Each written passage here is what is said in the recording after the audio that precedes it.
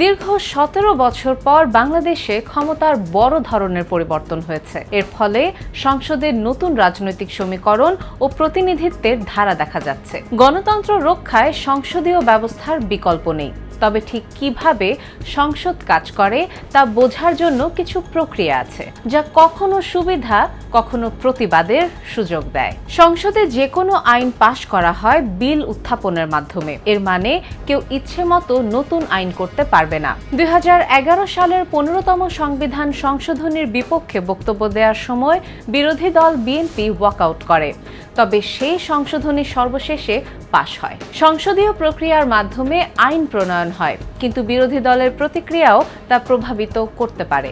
২০১৪ সালের বিতর্কিত নির্বাচনের পর আওয়ামী লীগের বিরোধী দল ছিল জাতীয় পার্টি। বিরোধী দল হিসেবে গুরুত্বপূর্ণ ভূমিকা রাখতে পারেনি তারা। ফলে এরই পরিপ্রেক্ষিতে অনেকটা একনায়কতন্ত্র স্টাইলে সংসদ চলে।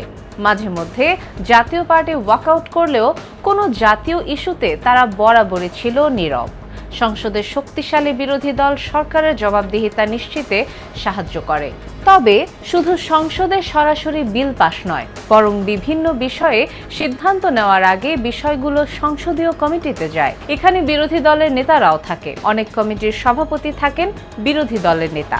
জাতীয় সংসদের অর্থ ও পাবলিক অ্যাকাউন্ট কমিটি বিরোধী দল কমিটিতে কাটছাঁট বা সমালোচনা করে, কোনো বাজেট প্রস্তাবকে পরিবর্তন করতে পারে। ফলে বিল উত্থাপনের আগে বিরোধী দলের একটি মতামত রাখার সুযোগ থাকে।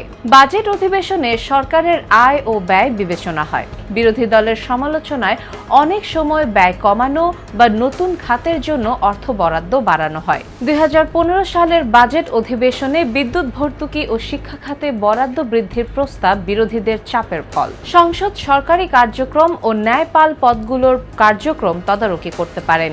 ২০১২ সালে শিক্ষা বোর্ডের অনিয়মের বিরুদ্ধে সংসদীয় কমিটি তদন্ত শুরু করে। এর পরিপ্রেক্ষিতে সরকার যথাযথ পদক্ষেপ নিতে বাধ্য হয়। বাংলাদেশের গণতন্ত্র কখনো সরল ছিল না। ১৯৯১ সালের নির্বাচন নতুন সূচনা। পঞ্চম সংসদে আওয়ামী লীগের ওয়াকআউট, ২৪শে জুলাই গণঅভ্যুত্থান পরে দেখিয়েছে সংসদ শুধু আইন প্রণয়নের মঞ্চ নয়, বরং গণতান্ত্রিক অধিকার রক্ষায় এক গুরুত্বপূর্ণ মঞ্চ।